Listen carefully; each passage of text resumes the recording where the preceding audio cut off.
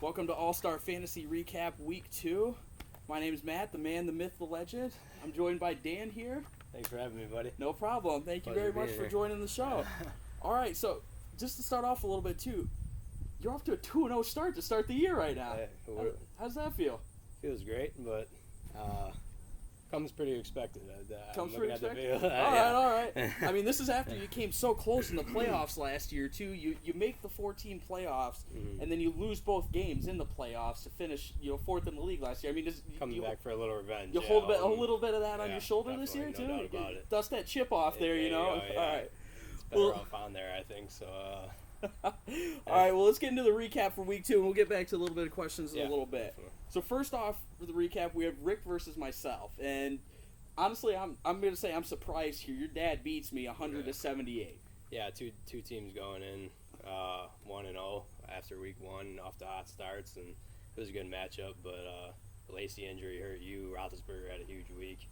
I think that equal trouble for you. Very no much doubt so. about that. So how do you feel about your dad's 2-0 start the year? I mean, is this a fluke or is this?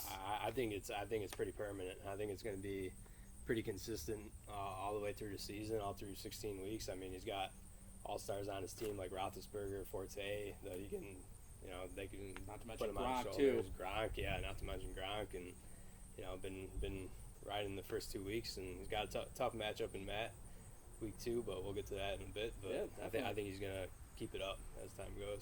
All right, so speaking of Matt too, we have your brother last week who calls his shot and says that he's going to beat Joe and then does it, but he does it in, dominating fashion, 125-81. Commented on your week 1 video and Comment. He calls me out, and I apologize, Matt. You had it right on there. Yeah. What does it look like what's the road look like for the champ right now too? He's 0-2 to start the year. That's He had what, 3 losses last year? 3 He's losses, got 2 already. That's it's the way the league is this year. There's no gimme weeks where you could just walk in and say this is going to be a dominant week for me, and I'm gonna blow out this team. Every team's competitive, and you look at a team like Matt's, it's super unpredictable. He had the least amount of points in week 1, and he's got the most in week 2. So it's a tough matchup for Joe, but he's good enough of an owner, I guess, to turn the team around. We've seen him do it before, so.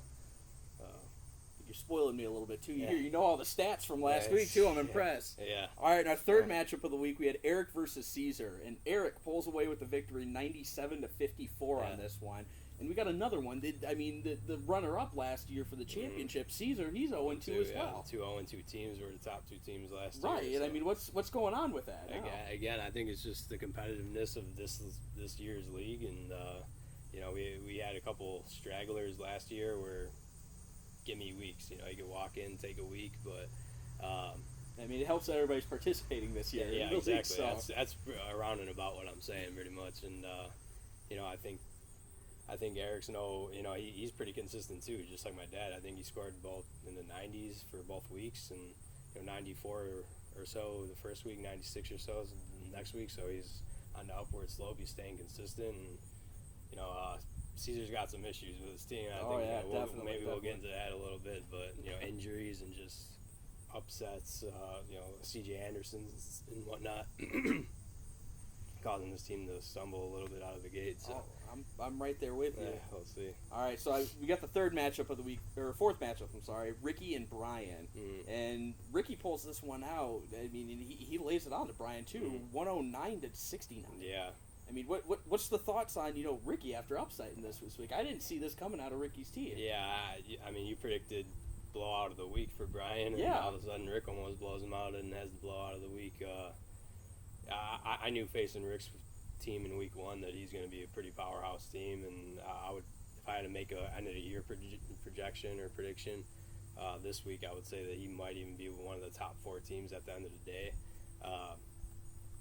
He's got a stacked team. You look at his running backs, you look at his, even a guy like Sanders putting up, can put up 20 on you any week. So, 2 good teams going at it. I think Brian's going to be in it all year too. It's just he ran into a tough matchup.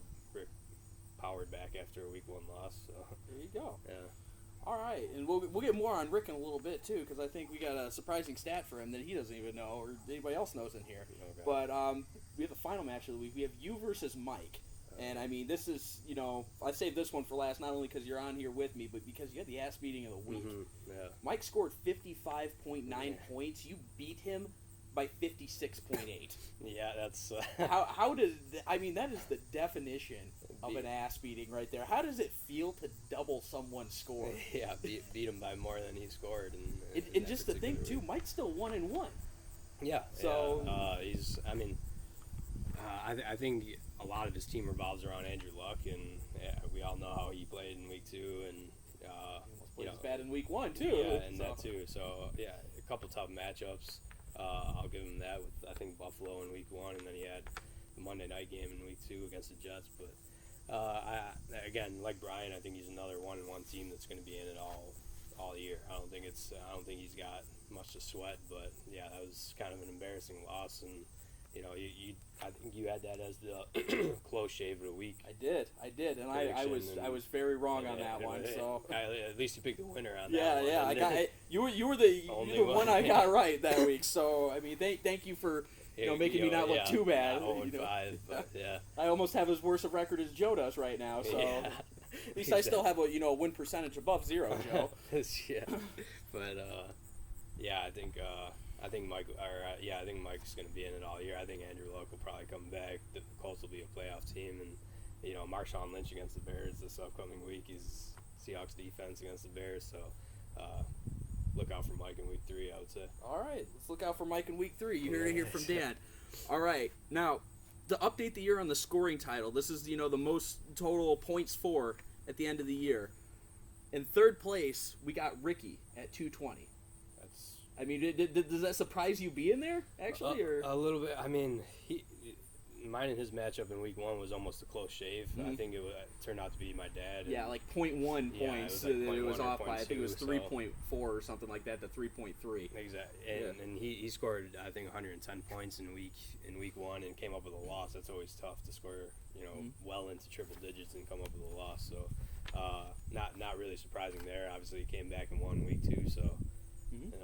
Being at that spot, 3rd overall, sounds about accurate. And you got me right there too at 2nd place. Now I'm only up by a little bit now because 220.3 to 220. So okay, I mean, you dominated week 1. There's no doubt about that. I mean, coming out with like over 140 points. A slow week too. So slow week 2. Yeah, obviously. You're crossing your fingers that Lacey isn't seriously injured. Yeah, and Lamar Miller, that doesn't help either. He's been terrible both weeks. But, so yeah. But yeah, you having the most points in week 1, that's not so surprising that you're there hanging around. Now, do you know who's in first place though?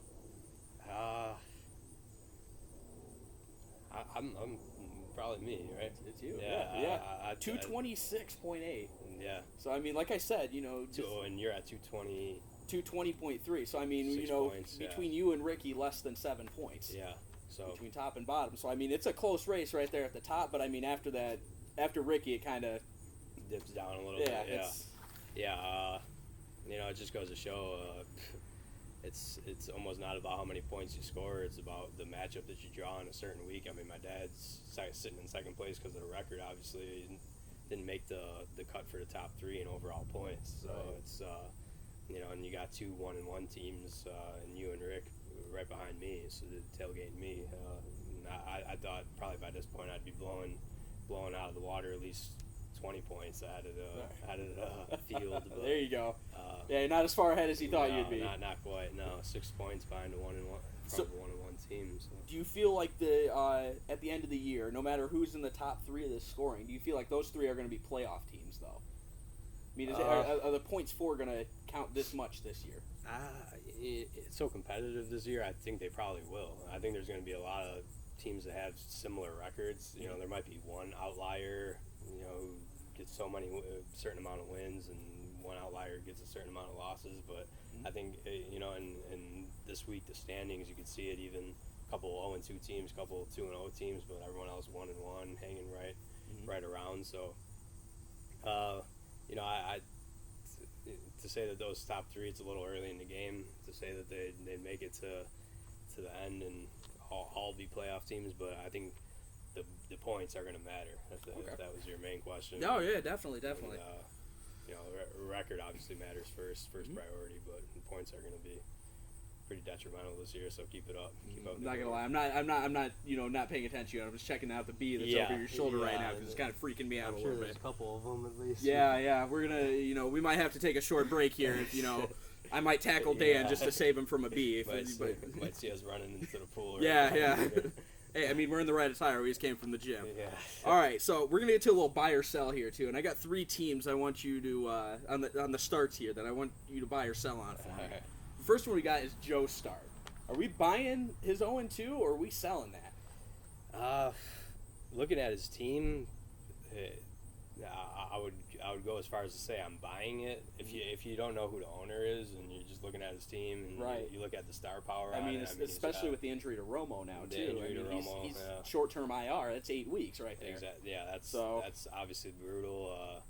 You said something about him picking up Palmer. Yeah, Carson Palmer picked up earlier today by Joe. Yeah, so I didn't see the pickup. Thank you, Caesar, for not screwing Joe on that one with your waiver priority. By the way. Yeah, but plus Breeze is injured, so he could screw Joe in, had a decent backup in case Breeze gets injured this week. But looking at Joe's star power, it's not eye popping. Guys like Peterson had a terrible week 1. And came back in week 2 and was, had like almost close to 30 carries. So Alfred Morris, he kind of seems like he's in a timeshare almost this year. And, with Matt Jones, that's just not looking good. So, but taking into consideration the owner and we're getting a spider off there. I'm sorry, I'm not getting fresh with it. We got a lot of wildlife out here. Looking at the owner, realizing that he's the champ, that he could turn around a team, I'd buy it for now, but I'm not surprised if he turns. You're buying it for now, but you're a little weary on buying it. It could go either way. Yeah. Well, I'm gonna tell you on this one too. I am selling this one just because I know Joe and I know the way he is with the waiver wire. Definitely, he jumps in on the waiver wire and he knows exactly who to pick up. He doesn't take guys that are going to be high priority. Mm-hmm. He somehow manages a way to get good players off the waiver wire. Carson Palmer was the perfect example. Exactly. Carson Palmer there too. He's been available since our draft now, and nobody's taken him. He's the number 3 quarterback at points wise to start the year. So buy or sell on this one. Caesar Start. That's similar, but almost to a bigger extreme. You got another guy who's had the title, who's a well-renowned owner, and who can turn around a team. But this week it seems insurmountable. Turning around a team that has that many injuries, that has that many letdowns. You could go round by round in his draft. A guy like C.J. Anderson. He's got like 5 more fantasy points. Looking like points a bust this year already. So he's got 5 more fantasy points than me and you, I think, on the season. And Des Bryant injured for like 10 weeks. That was a 2nd round pick. So Drew Brees questionable. Ellington, is on the fence for this week too. So say that he's going to turn it around instantly, probably not. So I'm going to buy the fact that he's 0-2, but. Again, kind of like Joe, a guy who's won titles before, and looking at the owner, that he's a beast on the waiver wire too. Yeah, definitely. See, I'm gonna have to agree with you on this one, and I'm gonna buy his start this year just because there's too many injuries to overcome there to too high of draft picks. Exactly. If you get guys in your round 7 and later that are getting injured, that's not too much to overcome. But Des Bryant, Andre Ellington, C.J. Anderson, like you said, Drew Brees. Yeah. These are all, those are top 5 picks. You're right. And Cooks isn't showing Cooks, up. We thought that exactly. That would be a nice flex. And, that can also be attributed to Brees, too. He thought he was going to have the handcuff there, but that's, hasn't worked out for him. Right. And, that's what you get when you play the handcuff sometimes. Sometimes, Sometimes you get dominance and, both guys blow up, and sometimes both guys suck. Matt Ryan, Julio Jones. Yeah. Yeah. All right, so we got one more buy or sell too. Your dad's start this year. 2-0. How are we feeling about that? Like I said a little earlier, I think he's going to remain consistent throughout the season. I'm buying it. I look at guys like he beat Joe in the first week and you in the second week. I mean, Right. that's two experienced owners in fantasy.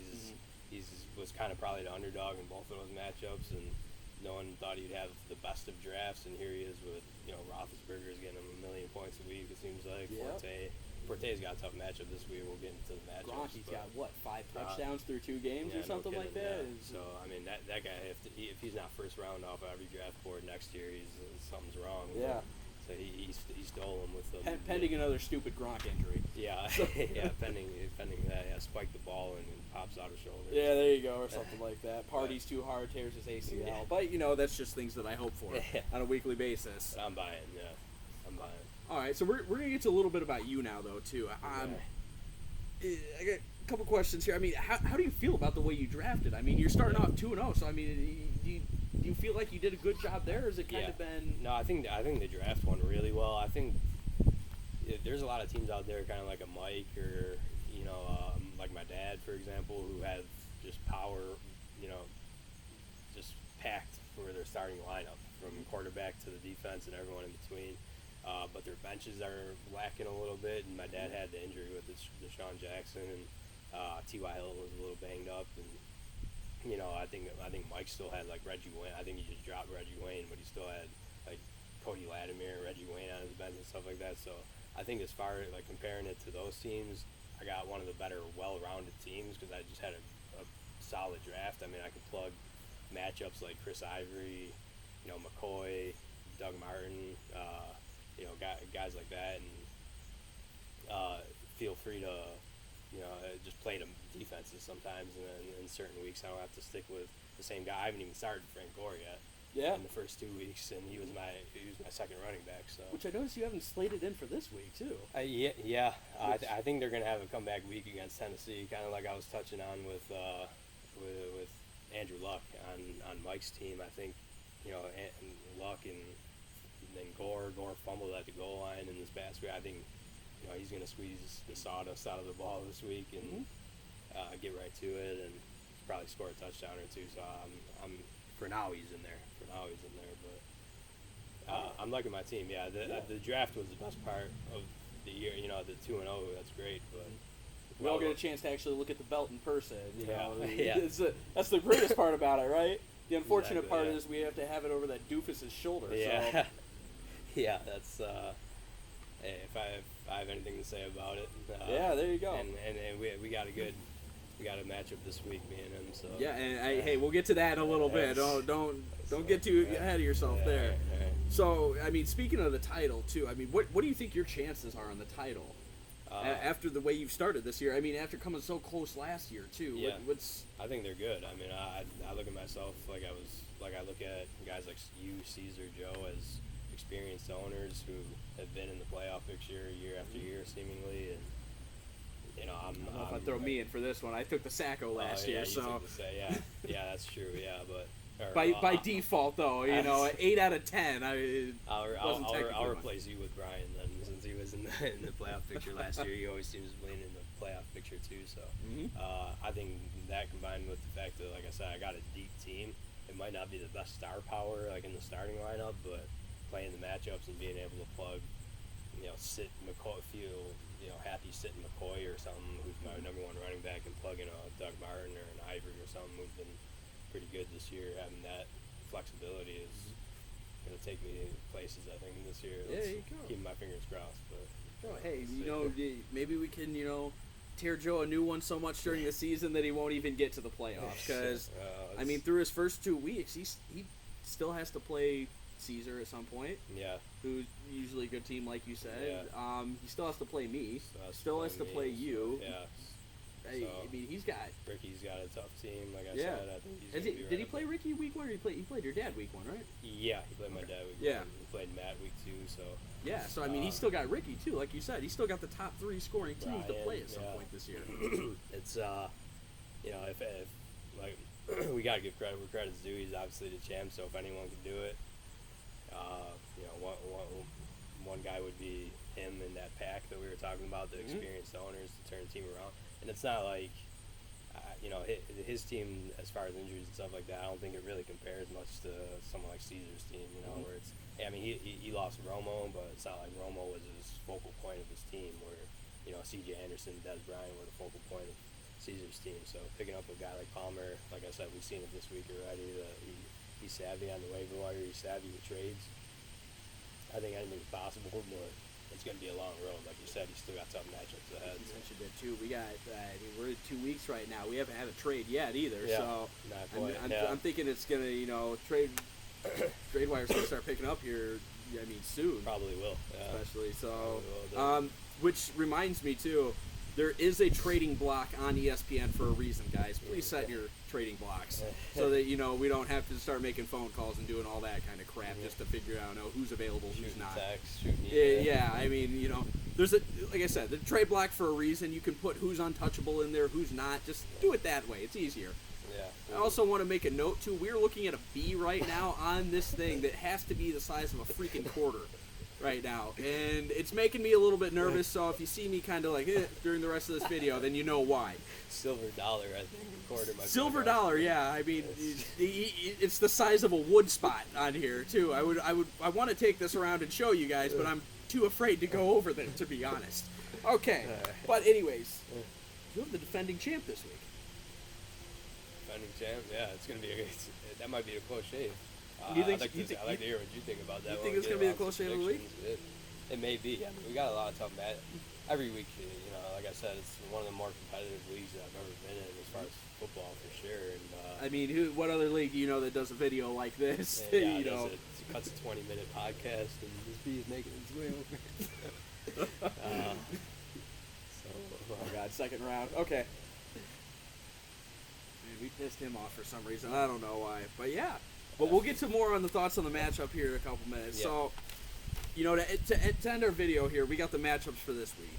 We have Caesar versus myself. And ESPN is basing this that I'm going to blow Caesar out of the water on this. I'm a 13-point favorite in this game, which I'm always going to take myself, of course, in these videos. So you don't even have to think about that if you're playing me. Unless I start, going towards the Joe kind of record, then I might. Then you might. Put money on the other team. But I mean, so what are your thoughts on this matchup here? I'm as much as, like I said, I respect Caesar as an owner and he could turn around a team. I think it's going to take, for that team, I think it'll take like 3 or 4 weeks to turn that one around. That'd be like kind of trying to turn the Titanic around before it crashes into the iceberg. There you go. Yeah. He's going to have to make a trade or two, like we said, and waiver wire. I don't know. I didn't look at the waiver wire yet. I probably should have before this. But I didn't see much on the waiver wire today. So, but I think Travis Benjamin might have been his pickup this week, and I think he dropped Bishop Sankey. Okay. Yeah, I think so. That's probably a decent thing. I mean, Benjamin and Manziel seem to be clicking, and he might. Josh McCown's starting this weekend though too. Oh, is he? Yeah. So I mean, what are we doing there? I mean, Benjamin's got 2 touchdowns for Manziel, and now interesting to see if Caesar starts him this week. Right. I mean, especially after news like that. Yeah, it'd be interesting to see if he starts C.J. Anderson. Really, to be honest with you. I mean, he's got Hillman too, but is he gonna? Like I said, he's got 5 more fantasy points than me and you, CJ. So yeah. No, but I'm as far as the prediction goes, if I could call a kick-ass of the week award, I think it's going to be this week. I don't think he could turn around. Like I said, he could turn around the team, but it's going to take more than just 1 week. And you coming off a loss, I'm taking you and probably the big blowout of the week. All right, you know what? I'm agreeing with him too. I'm taking this for the ass beating of the week award for myself on this one too. I haven't done that yet either. Better put in a good lineup, making you look good. Yeah. No. I'm with you. Now, our second match of the week, we have Ricky and Eric, too. Yeah. And Ricky's a 10-point favorite in this one, and I'm going to stick with the favorite. And I'm saying Ricky's winning this matchup over Eric. Eric, who does have a solid, like you said, week in, week out team, Ricky's the same way, but he scores more points on a weekly basis. I think I'm going to go with the favorite, too, on this one. I predict for them to still stay consistent within each of their realms as far as, Eric hanging right around that upper 90 range, but Rick's been consistently in the 110 range, so I think they're both going to end up there this week. I think Eric drew a couple tough matches. He drew the toughest matchup in week 1, the highest points, and he drew Caesar in week 2. He's 1-1. That's two 1-1 teams that have been consistent. I'm going to predict that they stay consistent and take Ricky with the win. Taking Ricky in this one. All right. You're a third match of the week up too. It's Matt versus your dad. Yeah. Now, on ESPN polls, I kind of switched this up a little bit here. Your dad's favored by 0.7. I'm going to call that an even spread, though. Yeah, that's on this one. I mean, that's not enough for me to say that it's going one way or the other. No, which I mean, I think this is. I think the prediction's right here. I think this is my vote for close shave of the week. Is it? Okay. With this matchup. But in this one, Matt, I didn't take you last week, and I'm not taking you this week again. I'm going to take your dad, even with Le'Veon Bell coming back from injury. Stay with the hot hand. Stay with the hot hand. Yeah. This is the most unpredictable matchup for sure because of Matt's team. Like I said, I mean, not the lowest amount of points in week 1, the highest amount of points in week 2. Who knows what, Le'Veon Bell coming back. It sounds like an amazing, obviously you're getting your number 1 pick back, but especially with how well D'Angelo Williams has been playing. So, exactly. I mean, how do you, bench him completely and not let him get some of the touches? So like you said, it'd be interesting to see what the Steelers do. Mm-hmm. Are they going to do a 50-50 split with the carries and, kind of ease Bell back into the lineup? Mm-hmm. Or, are they going to give Bell the 80-20 split that we all figured you would get? See, I'm thinking it's probably going to be 60-40. 60-40 is my guess. Le'Veon Bell's going to get the touches, but I think D'Angelo Williams going to be easily the third down back and the goal line back, and maybe even a few more carries in there if need be. Step 1 is seeing what the Steelers are going to do. Step 2 is seeing what Matt's going to do. Exactly. Because he's got both of them too, so he could flex to Williams if he wanted to. So, right. As unpredictable as Matt's team is, I mean, this could be a lot of the week. Right. He goes from lowest scoring team last week to highest this week, so it's unpredictable. Too volatile. I'm going to stay. I think I'm 3 for 3 with you on this one. I think I'm going to stay with the consistent hot hand, but look out for that. I can see him flexing Williams and Bell getting 2 touchdowns, Williams getting 1, and it being a bad week for Dad. But I think I'm going to stick with Dad on this one too. Stick with the consistent hot hand. All right. We got our fourth matchup of the week. You got Mike and Brian this week, and Brian is favored by 6 points in this one. 6 points. Wow. I think this one could be a close one too, but I think that Brian finally gets it going on here. Like you said, an experienced owner that's finally going to start getting the ball rolling on this one, especially with the week Mike had last week. I think it's just, I'm going to go the other way on this one. I'm going to go Mike, and this would be my close shave. Okay. The closest one. I think 6 points. It seems like a big spread for this one anyway. Because of the matchups. I mean, Mike's got the Seahawks defense against Jimmy Clausen, right? And the Bears going to Seattle, and I think Lynch hasn't. I don't know if he's even scored a touchdown yet this year. He probably rip off 2 or 3 against the Bears defense. And, speaking of which, this just in too. Jay Cutler out for the season, yeast infection. Yeah. So. Yeah. You heard it here first. Well, that's. I mean, if you have the Seahawks defense, you don't mind playing Cutler, but you'd almost rather even have Clausen than that sounds. He's been so a lot of 3 and outs in that game. I don't think anybody took Cutler this year, right? No. Thank God for saving yourself the mercy. Sad Bears fans. Like I said, we got a lot of competitive owners. I don't think anyone's stupid enough to grab him off the wire. I honestly think the only person that has been taken from the Bears is Bennett and Jeffrey. Forte. Forte too. Yeah, you're right. Okay, Jeffrey, yeah. So I mean, not those 3. Yeah. One of the teams or the entire offense is. Which surprisingly, Robbie Gold's still on the wire too. Yeah, and he's been hot. Robbie Gold's the number 1 kicker in fantasy right now. Is he really? Yeah. Yeah. He's put up 14 points a week.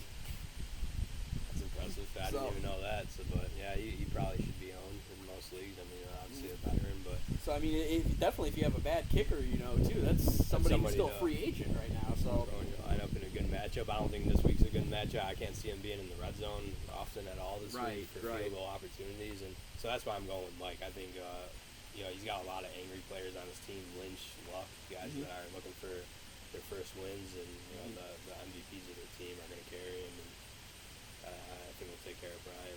Go 2-1. Now we got our last matchup of the week. This is you and your brother here too. So I mean, Yeah. 4th place last year versus the champ. Wow. You know, 1 versus 10 this year.